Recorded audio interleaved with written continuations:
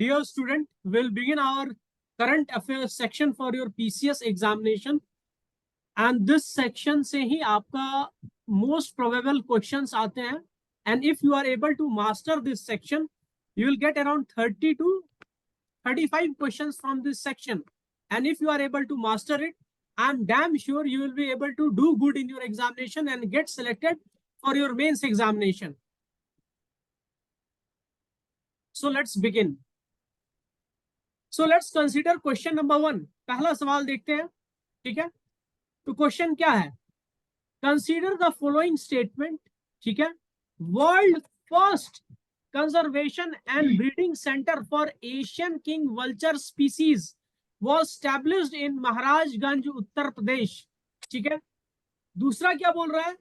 Asian king vulture is listed at critically endangered. ठीक है, in IUCN red list of threatened species.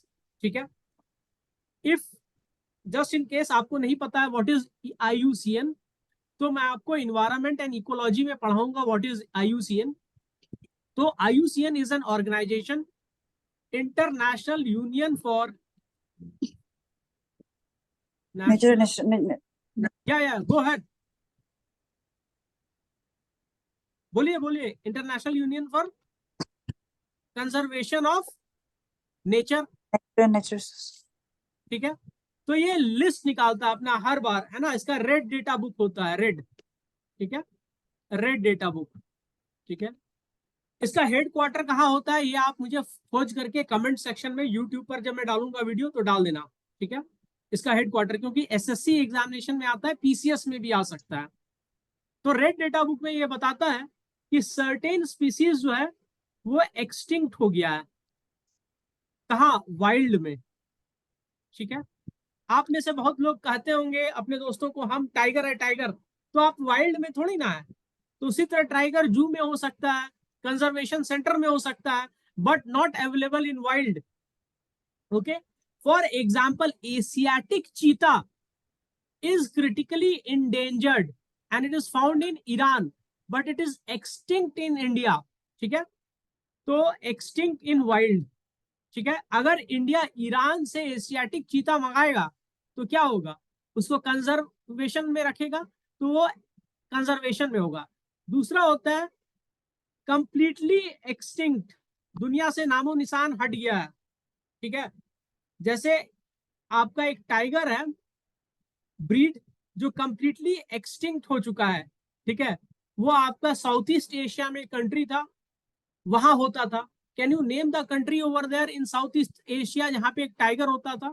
ठीक है, और वो टाइगर का नाम मैं आपको बता दूंगा बाद में. ठीक है, वो एक्सटिंक्ट हो गया है. ठीक है, कंप्लीटली एक्सटिंक्ट हो गया है. ठीक, तो एक्सटिंक्ट इन वाइल्ड. फिर होता है क्रिटिकली इंडेंजर्ड, मतलब अगर अभी इसको नहीं संभाला तो ये एक्सटिंक्ट इन वाइल्ड हो जाएगा या एक्सटिंक्ट हो जाएगा कंप्लीटली. ठीक है, क्रिटिकली इंडेंजर्ड. फिर होता है इंडेंजर्ड. फिर होता है थ्रेटेंड. ठीक है, थ्रेट है. फिर होता है लीस्ट कंसर्न्ड, मतलब उसके होने नहीं होने से फर्क नहीं पड़ता है, बहुत है. लीस्ट कंसर्न्ड मतलब अभी उसको थ्रेट ही नहीं है. For example crow in the rest of India is least concerned. हर जगह होता है. आई नो ए प्लेस जहां पर क्रो नहीं होता है, पर मैं वो बताऊंगा नहीं. ठीक है, और एक होता है डेटा नॉट अवेलेबल. ठीक है, तो ये 7 क्राइटेरियाज हैं जिसमें वो डेटा बुक में डालता है. ठीक है,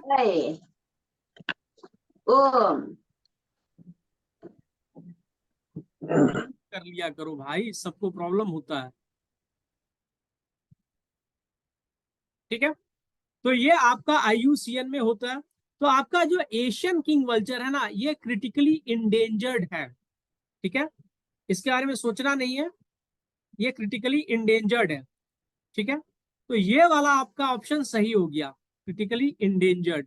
ठीक है, ये सही हो गया. तो एक तो पता चल गया. दूसरा करंट अफेयर्स से है. तो महाराजगंज यूपी में यस पहला conservation for Asian king vulture खुला है. King vulture, Asian king vulture, vulture प्रजाति का है, स्पीसीज का. वल्चर भी अराउंड 8 डिफरेंट टाइप्स का होता है इंडिया में. ठीक है, और इसका किंग वल्चर जो है 1 ऑफ द 8 स्पीसीज है, ठीक है। तो उसका कंजर्वेशन सेंटर खुला है, उसका नाम है Jatayu conservation centre.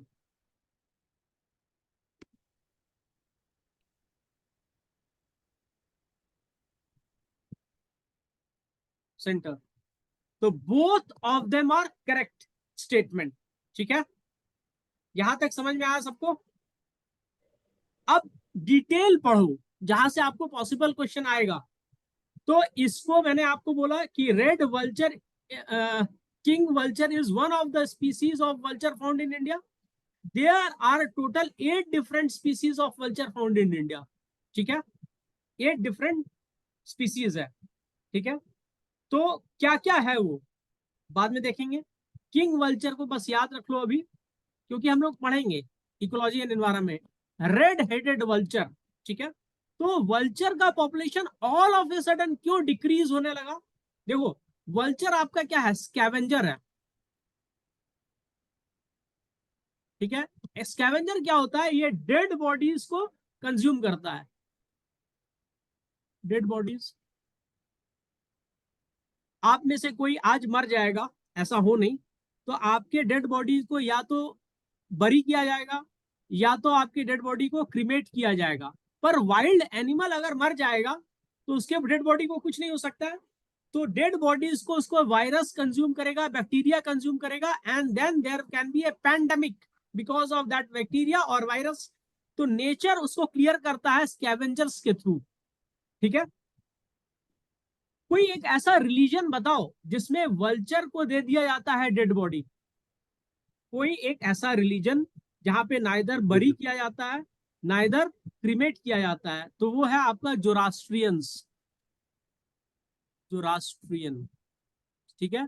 Ratan Tata was a Zoroastrian, इसको पारसी भी कहते हैं, पारसीस। कहां पे इनका क्रीमेटोरियम होता है? उसको कहते हैं टावर ऑफ साइलेंस। देखो, ये जो कम्युनिटी है ना, बहुत फिलंथ्रोपिक है। मतलब जाते जाते अपना डेड बॉडी भी वल्चर को डोनेट करके जाता है कि तुम खाओ और एग्जिस्ट करो, ठीक है।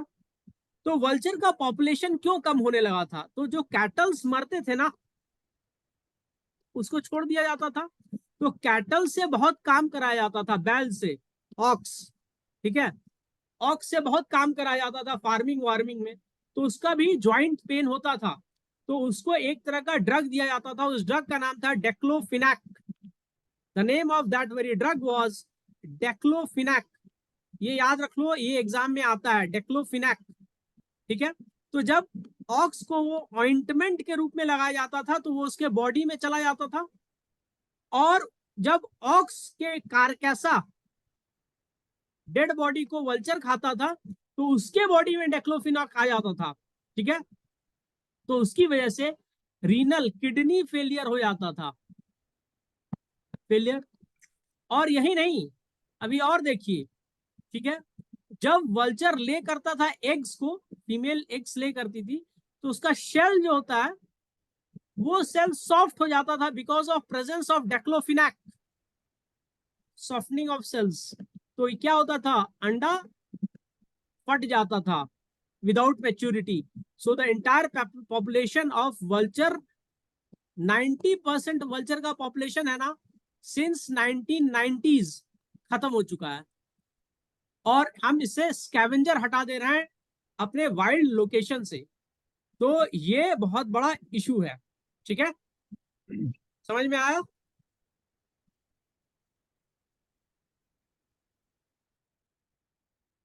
अब आपसे सवाल पूछा जा रहा है कि नालंदा यूनिवर्सिटी जो है उसको वर्ल्ड हेरिटेज साइट किस ईयर में मिला? तो आपको ये रटा होना चाहिए किस ईयर में हुआ। आप अटेम्प्ट कर सकते हैं, आपके ऑप्शंस हैं 2014, 2016, 2018, 2020। इस सवाल का जवाब देके आप करोड़पति तो नहीं बनेगा, पर डेफिनेटली आप एग्जाम क्लियर करने के नजदीक आ जाएगा। क्या बोला? तो इसका जवाब है 2016। Dear student, kindly mute your microphone, ठीक है। अब मैं आपको बताता हूं कि ये जो क्वेश्चन है इसमें आपका जवाब क्या है। वर्ल्ड हेरिटेज साइट कब बना? 2016 में। इंपॉर्टेंट क्या है? हाँ। देखो, हाँ।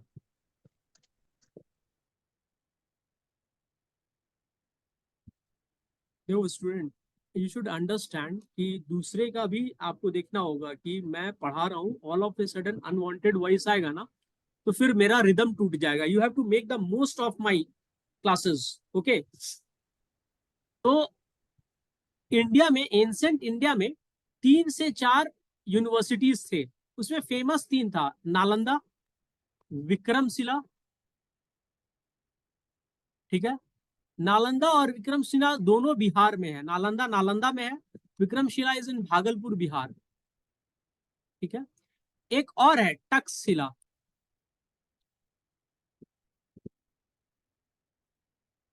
ठीक है। चाणक्य यहीं पर पढ़ाता था तो बिहारी, पर बिहारी लोग शुरू दिन से बाहर जा रहा है, ठीक है। आपके अरुणाचल में भी मिल जाता है। तो चाणक्य उस जमाने में बिहारी आदमी था, माइग्रेट करके तक्षशिला में जाके पढ़ाता था। चंद्रगुप्त यही एजुकेशन पाया है। तो दूसरा क्वेश्चन ये हो गया कि बिहारी लोग तब से जाके बाहर एजुकेशन लेता है, ठीक है। Jokes apart, I just want to make this class interesting, ठीक है। It is in Pakistan, present day Pakistan, ठीक है। आपसे क्वेश्चन पूछा जा सकता है, when was this university formed, ठीक है। So this university was established in before Christ 2427 BC, ठीक है। और by which dynasty? Gupta dynasty, ठीक है। किंग कौन था? कुमार गुप्त वन। अब वन है तो डेफिनेटली टू भी होगा, तभी तो वन है, ठीक है। तो कुमार गुप्त। और गुप्ता डायनेस्टी के बारे में क्या जाता है? Golden age of Indian ancient history. Why? Because they invested so much into education, arts and craft, ठीक है। And to certain extent trade also, तभी तो पैसा लगा पाया, ठीक है। और ये लीडिंग सेंटर क्या था? हिंदुइज्म का नहीं, ये सेंटर था बुद्धिज्म का, ठीक है। महायाना बुद्धिज्म का, ठीक है। And it was functioning till till 12th century until and unless there was a Turkish invasion, ठीक है। जब मोहम्मद गोरी से हार गया था पृथ्वीराज चौहान, तो टर्किश इन्वेशन हुआ अंदर तक, और उसका इन्वेडर का नाम था बख्तियार खिलजी।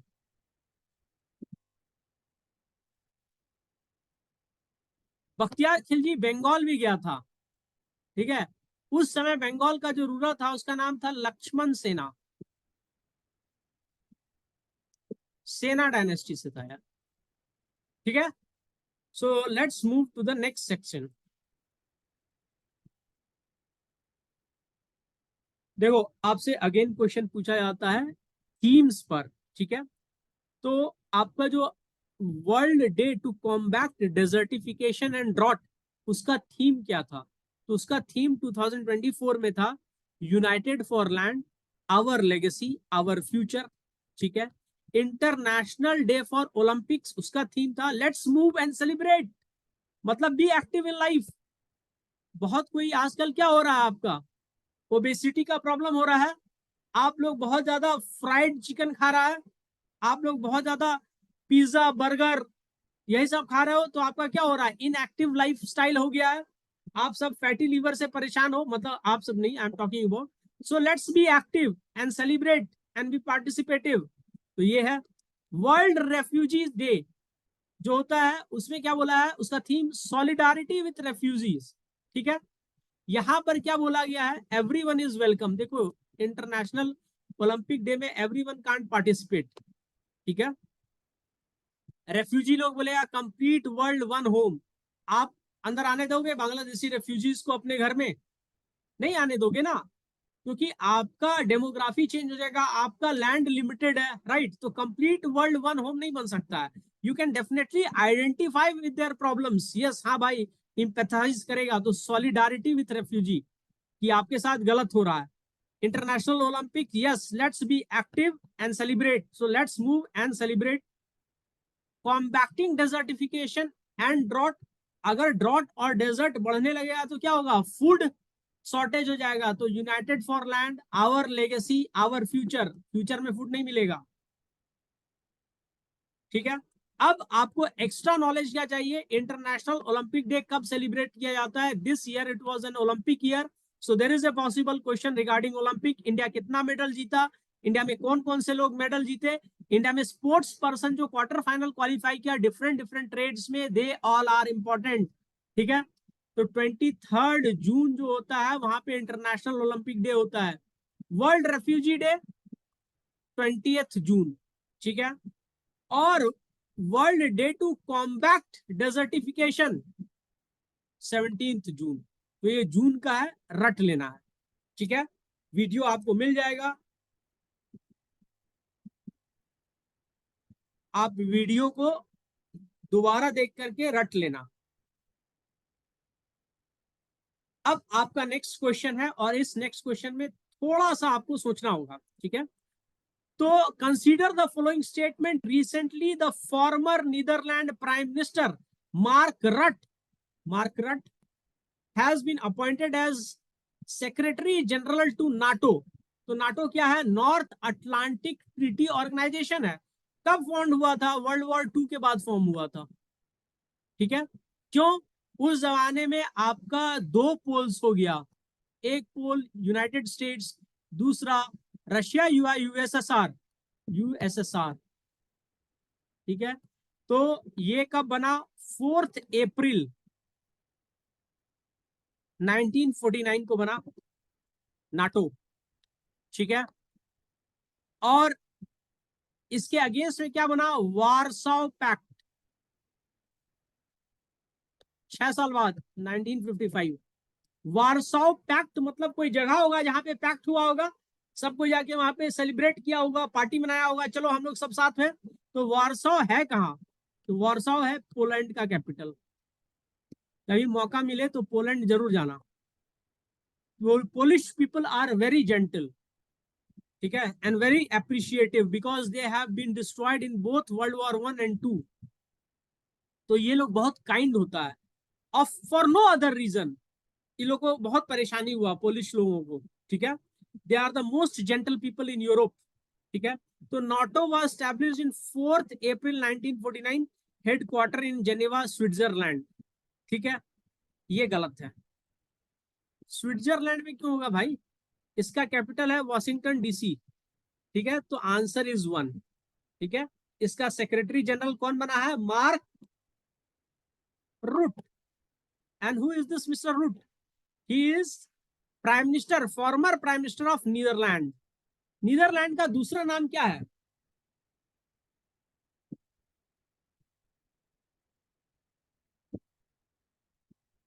सर्च कर लेना। Yes, Holland. ठीक है, वर्ल्ड का जो पहला सेंसेक्स बना है ना, स्टॉक एक्सचेंज, वो नीदरलैंड में बना है, याद रखना। ठीक है, question number 5। Whose appointment as Foreign Secretary of India has been approved by Cabinet Appointment Committee headed by Prime Minister? तो पहला चीज है, आपको पता होना चाहिए कैबिनेट कमिटीज कितने होते हैं। ठीक है, वो मैं बाद में बताऊंगा कि कैबिनेट कमिटीज कितने होते हैं। टोटल 8 होते हैं। ठीक है, इसमें से 8 में से 6 का हेड जो होता है ना, वो प्राइम मिनिस्टर होता है। 2 का हेड, एक का हेड, 2 जो होता है उसमें से एक का हेड होता है आपका होम मिनिस्टर, और दूसरे का हेड होता है मिनिस्टर ऑफ डिफेंस। ठीक है, जो मिनिस्टर ऑफ डिफेंस जिस कमिटी का हेड होता है उसका नाम होता है कैबिनेट कमिटी ऑन एकोमोडेशन। ठीक है, होम जिसका हेड होता है उसका नाम होता है कैबिनेट कमिटी ऑफ या ऑन पार्लियामेंट्री अफेयर्स। तो इसका कौन होंगे? मोटा भाई अमित शाह। मत बता देना मैं मोटा भाई बोल रहा हूं, मैं भी जेल चला जाऊंगा। ठीक है, इन गुजरात मोटा भाई मीन्स बिग ब्रदर। ठीक है, तो cabinet committee headed by cabinet committee on appointment headed by prime minister has appointed foreign secretary of India recently. तो फॉरेन सेक्रेटरी में क्या होगा? बाहर के कंट्री से बात करेगा, तो जो आदमी को बात करना चाहिए वो बहुत स्वीट टॉकर होना चाहिए। तो नाम में है मिस्री। मिस्री मीन्स क्रिस्टलाइज्ड सुगर। तो विक्रम मिस्री। ठीक है, याद रहेगा या नहीं रहेगा? ये एक पॉसिबल क्वेश्चन मुझे लग रहा है आपके स्टेट पीसीएस में आ सकता है। ठीक है,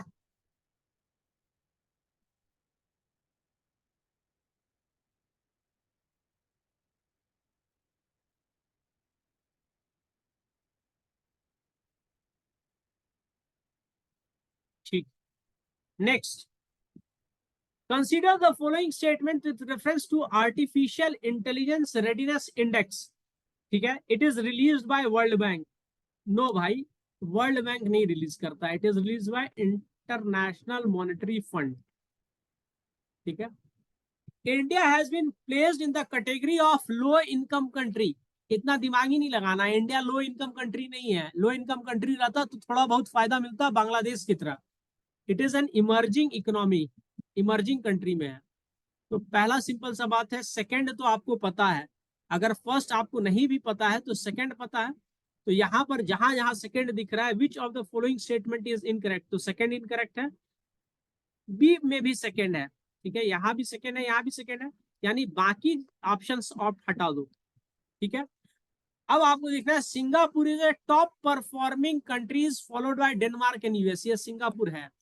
ठीक है, तो सिंगापुर टॉप परफॉर्मिंग है, तो ये इनकरेक्ट नहीं है, थर्ड हटाओ। ठीक है, सिंगापुर हमेशा टॉप पर परफॉर्मिंग रहता है, तो इनकरेक्ट आपसे पूछ रहा है। समझ में आया? सिंगापुर हटा दिया तो आंसर क्या बचा? सी। तो by default this index is released by World bank, तो मैंने बोला है नहीं, उसको आईएमएफ रिलीज करता है। कौन रिलीज करता है? आईएमएफ। ठीक है, तो आपका ये ऑप्शन चला गया, ये ऑप्शन चला गया, ये ऑप्शन चला गया। आपसे पूछा क्या है? इनकरेक्ट स्टेटमेंट, तो ये वाला आपका सही जवाब है। और इंडिया का स्कोर क्या दे दिया है? 0.49, 72 आउट ऑफ 174 कंट्री। ये आप याद कर लो, artificial readiness index is important. कौन निकालता है? आईएमएफ। इंडिया क्या है? इमर्जिंग इकोनॉमी है। ठीक है, रैंक क्या है? 72। ठीक है,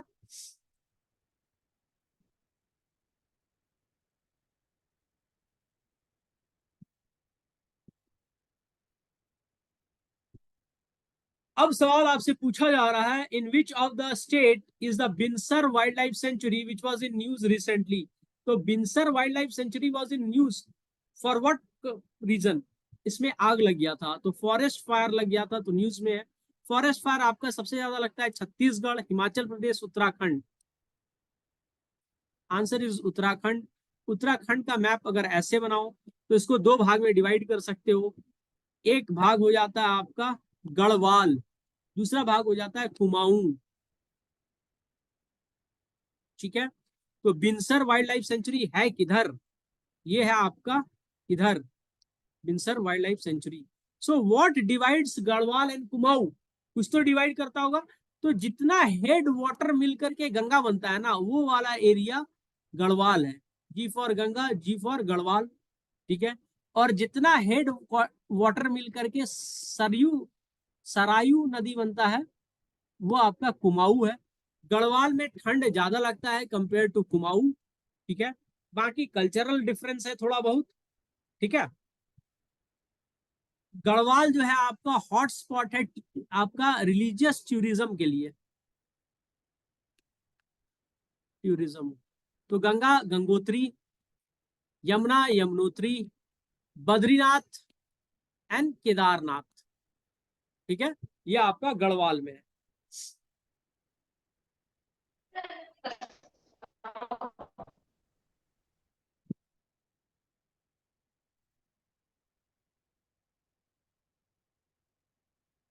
next question, which country has been recently designated by United States as a major non-NATO ally। South Africa नहीं, लीबिया नहीं, मोरक्को नहीं, तो केनिया है। ठीक है, ये आप अफ्रीका जाओ। ठीक है, अफ्रीका, हॉर्न ऑफ अफ्रीका, इसके जस्ट नीचे है आपका केनिया। ठीक है, इधर है आपका साउथ अफ्रीका। ठीक है, आपका इधर है मोरक्को, और यहाँ है इजिप्ट के बगल में लीबिया। ठीक है, तो ये वाला जो कंट्रीज है ना, मोरक्को से मॉरिसियाना से लेकर के इजिप्ट तक, मोरक्को, लीबिया, तुनिशिया, ये कंट्री है आपका अरब कल्चर के इन्फ्लुएंस में। ठीक है, तो इस सारे कंट्रीज को वेस्टर्न अरब इन्फ्लुएंस में माना जाता है। ठीक है, ये कंट्री में बारिश कम होता है, इसको स्वाहेली रीजन भी बोलते हैं या स्वाहेली कंट्री, बारिश कम होता है। ठीक है, आगे बढ़े।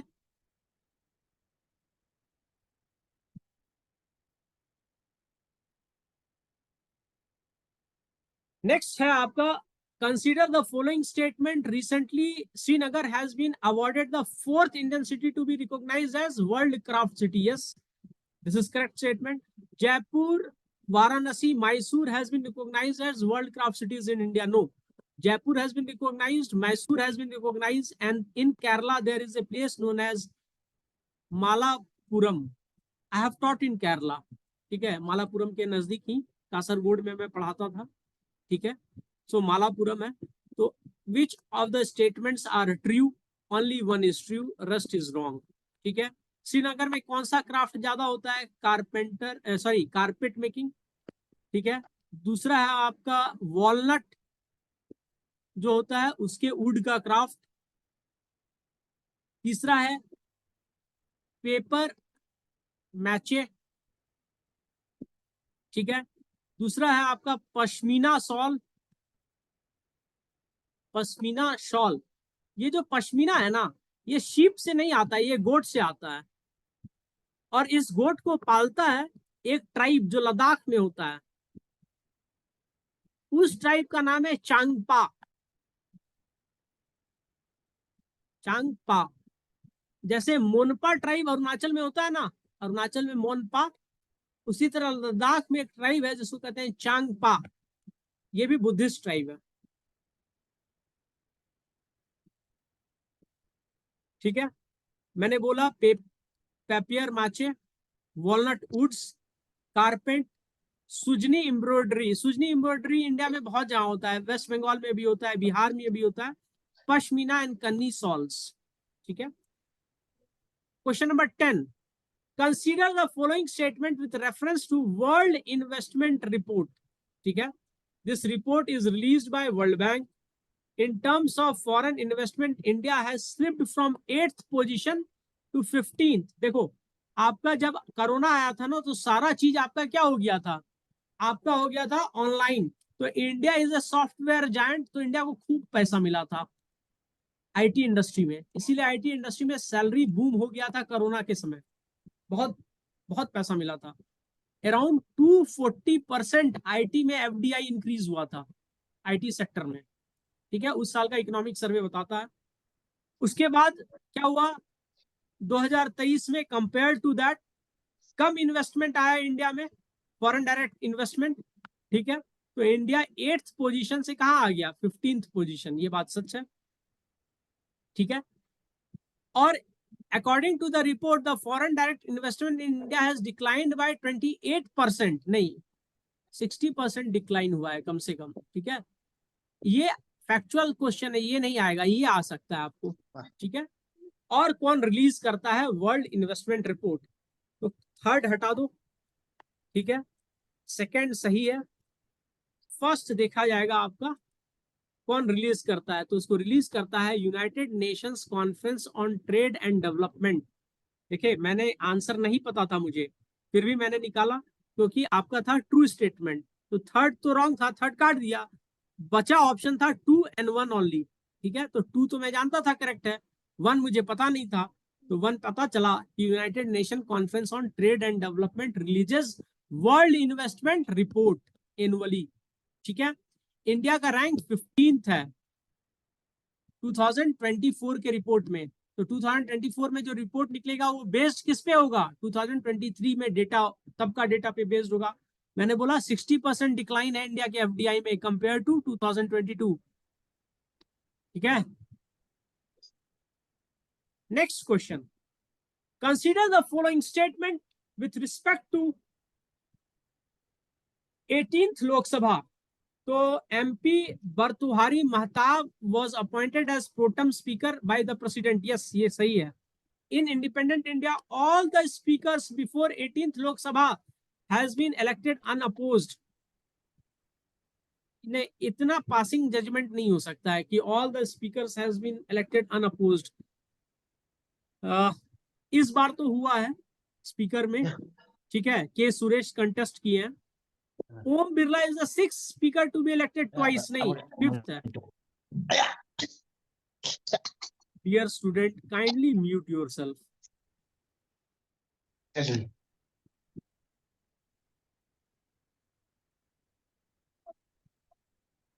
अभी तुमको कैसे बोले? ठीक है, तो आपका ऑल तो करेक्ट नहीं है, 2 रॉन्ग तो मैंने खोज ही दिया, 3 भी करेक्ट नहीं है. President derives power from article 94 of the constitution regarding appointment of protem speaker. No, constitution में प्रोटम स्पीकर मेंशन्ड भी नहीं है. ठीक है, प्रोटम स्पीकर कहाँ मेंशन्ड है? कॉन्स्टिट्यूशन में तो नहीं है. It is mentioned in handbook on the working of ministry of parliament affairs. देखो, प्रोटम स्पीकर क्या होता है ना, जब फर्स्ट टाइम लोकसभा आता है तो स्पीकर इससे पहले वाला इमीडिएटली रिजाइन कर देता है. तो all are member of parliament only. तो सबको ओथ कौन दिलवाएगा? प्रेसिडेंट सबको ओथ नहीं दिलवा सकते हैं. 542 मेंबर्स, एक तो प्रेसिडेंट सीनियर सिटीजन होता है, सबको ओथ दिलवाने लगेगा तो प्रेसिडेंट की हालत खराब हो जाएगी, राइट? तो उनका काम आसान कैसे होता है? इसमें जो सीनियर मोस्ट मेंबर होता है ना, ये एक ट्रेडिशन है. सीनियर मोस्ट मेंबर जो होता है, जो maximum number MP member of parliament बना है, उसको बुलाया जाता है, उसको प्रेसिडेंट ओथ दे देते हैं. ठीक है, फिर प्रोटम स्पीकर सबको ओथ दिलाते हैं. ठीक है, जैसे सबको ओथ दिलाए, इनका काम खत्म. उसके बाद पूरा मिल करके लोग स्पीकर को सिलेक्ट करता है. ठीक है, स्पीकर सेलेक्ट होता है और स्पीकर इलेक्ट होता है. ठीक है, और स्पीकर फिर हेड ऑफ द हाउस हो जाता है. ठीक है, recently under whose chairmanship government of India has constituted.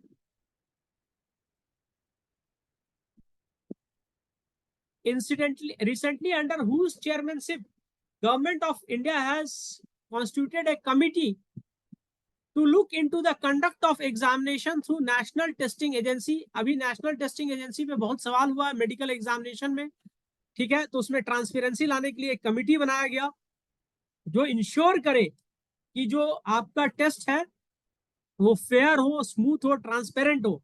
तो वो है डॉक्टर के राधाकृष्णन.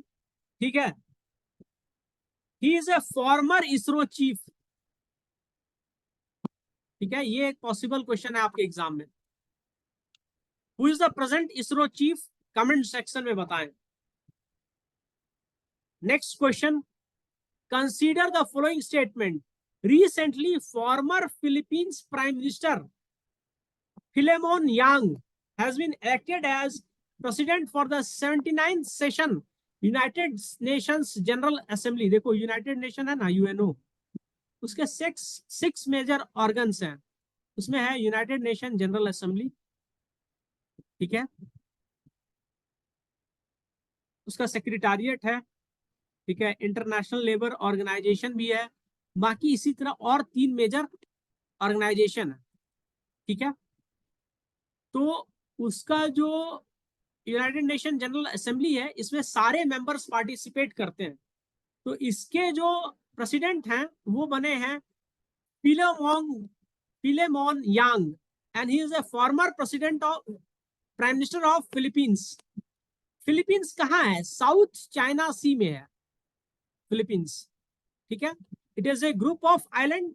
ठीक है, फिलीपींस में आपका international centre for research in rice भी है. International rice research centre Philippines में है. Thailand has become the first country in Southeast Asia to legalize gay marriage. Yes, both the statement are true. आपको choose भी क्या करना है? True. ये एक पॉसिबल क्वेश्चन है, थाईलैंड वाला.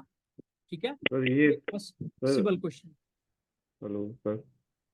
ठीक है, सॉल्यूशन में मैंने आपको बता दिया है. सर आपके फिलोमोन योंग जो प्राइम मिनिस्टर थे, ठीक है, कैमरून के हैं, ऐसा क्या, ये मुझे चेक करना होगा, ठीक है।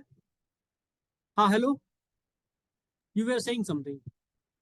सर कैमरून का है तो सर अच्छा ये कैमरून का है, तो हाँ फिर जी सर। वापस जाते हैं पीछे,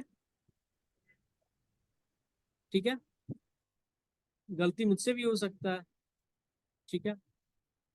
तो इस क्वेश्चन को री अटेम्प्ट किया जा सकता है। तो जो अभी आपके जनरल सेक्रेटरी हैं यूनाइटेड नेशंस के, वो तो अलग हैं। अभी प्रेसिडेंट पूछ रहा है आपसे General Assembly of United Nations, ठीक है। उसके प्रेसिडेंट कौन है, Philemon Yang, and he belongs to Cameroon, ठीक है। कैमरून कौन से कॉन्टिनेंट में है, अफ्रीका, ठीक है। एक बात आपको बता दें, एक कंट्री है G4 ग्रुप ऑफ कंट्रीज, ठीक है। ये लोग कहता है कि हम लोगों को यूनाइटेड नेशन सिक्योरिटी काउंसिल जो है ना, ये भी one of the 6 major organs of UNO है, प्रिंसिपल ऑर्गन्स, ठीक है, जो मैंने अभी बताया था। इसके अलावा आपका यूनाइटेड नेशन जनरल असेंबली भी है, ठीक है, इसमें जो टोटल मेंबरशिप होता है वो पार्टिसिपेट करता है। तो यूनाइटेड नेशन सिक्योरिटी काउंसिल में जो परमानेंट मेंबर है वो सिर्फ 4 ये हैं, 5 हैं आपके, ठीक है। तो G4 ग्रुप ऑफ कंट्री जो है, उसमें आपका ग्रुप ऑफ कंट्री है जो कहता है कि हमको भी यहाँ पे मेंबरशिप दो, permanent membership United nation security council में। उसमें है आपका ब्राजील, इंडिया, बाकी 2 कंट्री है जर्मन और जापान। तो इंडिया हमेशा बोलता है कि सिर्फ हमको भी मत दो, अफ्रीकन कंट्री को भी दो, क्योंकि अफ्रीका जो है has got maximum number of countries in the world, 52। Asia में सिर्फ 50 कंट्रीज हैं। और अफ्रीका का जो इशू है, वो यूएनओ का जो टोटल इशू है उसका 70% इशू यहीं पे फोकस्ड है, अफ्रीका पे। तो अफ्रीका को भी तो मिलना चाहिए रिप्रेजेंटेशन। तो यूनाइटेड नेशन जनरल असेंबली में अभी जो प्रेसिडेंट आया है वो कैमरून के फॉर्मर प्राइम मिनिस्टर थे, उनका नाम है फिलेमोन यांग, ठीक है। देखो गलती हम लोग से भी होती है, but we read it lot, ठीक है। That's the reason we are able to provide explanation in detail, ठीक है। तो इनका प्रायोरिटी क्या रहेगा, इनका प्रायोरिटी है जो कॉन्फ्लिक्ट हो रहा है गाजा में। गाजा किधर है, इसराइल में। अब इसराइल का कंट्री कौन कौन कंट्री के साथ नेबरहुड है, तो ये इसराइल है आपका, ठीक है। इधर आपका गाजा है, इधर आपका वेस्ट बैंक है, इधर आपका डेड सी है, इधर जॉर्डन है, इधर आपका इजिप्ट है। अभी तो लेबनान आप देख ही रहे हो, और इधर आपका सीरिया है, ठीक है। और इधर आपका रेड सी से थोड़ा सा मिलता जुलता है इसको जगह, ठीक है। तो आपसे ये क्वेश्चन आ सकता है, neighbouring countries of Israel. High tea आप हमको बताओ, ये एक आइलैंड ग्रुप ऑफ आइलैंड है, किधर है। यूक्रेन तो आपको पता ही है, यूक्रेन का कौन है प्रेसिडेंट, जिलिंस्की। अभी वॉर चल रहा है, ठीक है। तो ये आप लोकेशन देख के आओ, ठीक है। क्रीमिया कहाँ पे है, यूक्रेन के बगल में है, और अब किसका हिस्सा है, रशिया का। किस सी में उसकी ओपनिंग है, कौन सा पोर्ट है, that is also a possible question.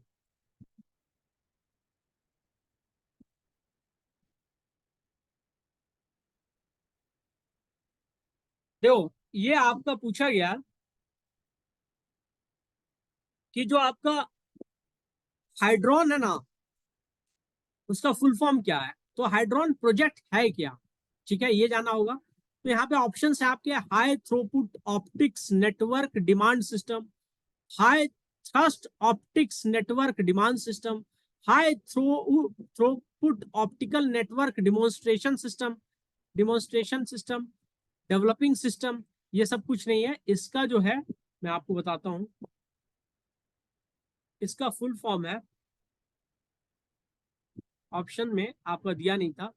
हाइड्रोन is high throughput optical satellite, ठीक है, हाई थ्रोपुट ऑप्टिकल सैटेलाइट, ठीक है। तो हो क्या रहा है, ये आपका अर्थ है, ठीक है। अर्थ के ऊपर सैटेलाइट्स हैं, ठीक है, सैटेलाइट्स, ग्रुप ऑफ सैटेलाइट्स है, ठीक है। अब ये जो सैटेलाइट्स है इसके अंदर भी इंटरनेट चलना चाहिए। कल को आप में से कोई बहुत बड़ा आदमी बनेगा और सैटेलाइट ऊपर जाके स्पेस में बैठेगा तो उसको भी नेटवर्क चाहिए ना, वो भी फेसबुक पे अपडेट करेगा, today having lunch with this astronaut, this Cosmos person, ठीक है। तो वहां पे उसको कनेक्ट कर रहा है नीचे के ऑप्टिकल फाइबर से, ठीक है, इंटरनेट कनेक्टिविटी मिलेगी। और इसमें यूज क्या करेगा, लेजर टेक्निक, लेजर। तो लेजर टेक्निक में क्या होगा कि इसमें बैड वेदर प्रॉब्लम नहीं होगा, ठीक है। तो इसका नाम है high throughput optical satellite. Throughput का मतलब क्या होता है, बहुत जल्दी जो नेटवर्क दे, बहुत कम लेटेंसी हो, तो हाई थ्रोपुट ऑप्टिकल सैटेलाइट। किसका प्रोजेक्ट है, यूरोपियन स्पेस एजेंसी का, ठीक है। कौन यूरोपियन स्पेस एजेंसी में सबसे ज्यादा काम करता है, सिंपल सा बात है, फ्रांस, ठीक है। क्वेश्चन नंबर 15, ठीक है। 58 इंपॉर्टेंट है, 50वां है। तो G7 समिट कहाँ हुआ था, इटली में हुआ था, आपको पता होगा। उनकी जो प्राइम मिनिस्टर है मेलोनी, उनके साथ मोदी जी का फोटो आया था, बहुत वायरल हुआ था। तो इंडिया स्पेशल गेस्ट होता है G7 का। India is a member of G7 countries, no, special invitee होता है। तो पहले 2 काट दो हर जगह, तो बाय डिफॉल्ट आपको आंसर पता चल गया। The first summit of G7 was held in 1975, यही सही होगा, ठीक है। G7 कंट्रीज हैं कौन कौन, तो याद करो, जो कंट्री वर्ल्ड वॉर लड़ा है ना, 1 और 2 मेजर, सब मेंबर है। यूके, यूएस, फ्रांस, ठीक है, जर्मनी,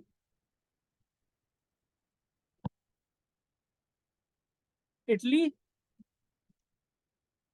जापान, ये सब मेजर कंट्री है। और कनाडा इनके साथ आ जाता है तुरंत, ठीक है। इसमें रशिया को जगह था, हाँ था, पर रशिया को निकालने के बाद G8 से सीधे G7 हो गया। तो कंट्री कौन कौन है, फ्रांस है, यूएसए है, यूनाइटेड किंगडम है, जर्मनी है, जापान है, इटली है और कनाडा है। India is always a special invitee to it. So watch this video again, will provide you with the video of it, ठीक है। अभी तुरंत प्रोवाइड कर दिया जाएगा आपको वीडियो, 10-15 मिनट में 2 वीडियोस आपको प्रोवाइड होंगे, ठीक है। With this I would like to say you guys,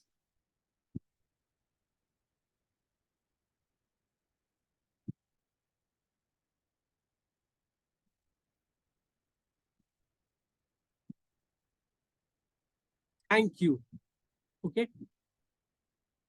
So we'll provide you the other lecture as well.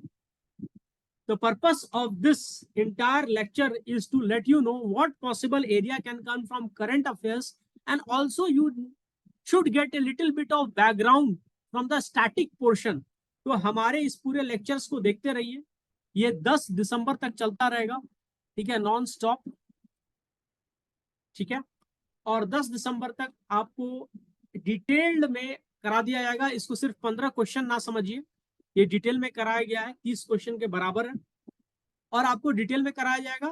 तो आपका बहुत सारा जो क्वेश्चन होगा, अराउंड 30-35, वो इसी सीरीज से आएगा। Do watch it multiple times. Thank you. Any doubt,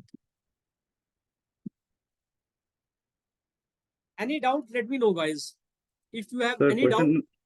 हाँ सर, क्वेश्चन नंबर 10 का सर, ये जो वर्ल्ड इन्वेस्टमेंट रिपोर्ट भाई, थोड़ा और 2024 धीरे बोलोगे। सर, ये वर्ल्ड इन्वेस्टमेंट रिपोर्ट का 2024 का सर, ये जो रैंक है, जो 7 टू 5, सर 8 टू 15 पोजीशन हो रहा है सर। सर एक्चुअली इंडिया जो सर 7 पोजीशन से 15 पोजीशन में गया सर। अच्छा, स्लिप्ड फ्रॉम 7th, आपका कहना है 7th है, राइट। हाँ जी सर। ठीक है, हम लोग देख करके बता देंगे। ठीक है, ठीक है सर। ठीक है, हो जाता है 7, या स्लिप किया होगा 7 से 15 के बीच का डिफरेंस क्या है, 8 तो हो सकता है मैंने गलत पढ़ा होगा, ठीक है, 8 स्लिप करके 8 रैंक मार लिया होगा, I will check and let you know, ठीक है, ओके सर। ठीक। एनीथिंग एल्स, एनीवन, कोई भी डाउट हो तो आप पूछो, it's open for you. Sir ये हम लोग करंट अफेयर्स का अलग अलग मटेरियल्स नहीं ढूंढने से भी आपका इसको गो थ्रू करने से हो जाएगा ना सर? देखो ये जो हमारा 10 दिसंबर तक हो रहा है ना, इससे आपको डेफिनेटली बहुत ज्यादा डिटेल में मिलेगा, पर काम चोरी वाला काम मत करो, ये कंपटीशन है, जितना मेहनत कर सकते हो करो, हमारे मटेरियल से आपका हो जाएगा, ये बात मैं बोल रहा हूँ कॉन्फिडेंटली, पर आप भी मेहनत करो, ठीक है, क्योंकि आपको जो मेहनत करोगे ना अभी से 2 महीने, तो सिर्फ प्रीलिम्स थोड़ी ना निकालना है यार, मार्च में तुम्हारा मेंस भी है, तो सिर्फ प्रीलिम्स निकाल के खुश रहोगे या इंटरव्यू भी क्लियर करना है, पर्सनालिटी टेस्ट है, फाइनल रिजल्ट में चाहिए ना आपका सिलेक्शन मेरिट लिस्ट, तो मेहनत करो, काम आएगा, बाकी प्रीलिम्स में निकलवा दूंगा, मैं निकलवा दूंगा, बाकी जो सर लोग हैं वो निकलवा देंगे, आपको मेहनत करना है, ठीक है, एनीथिंग एल्स, ओके सर। ठीक।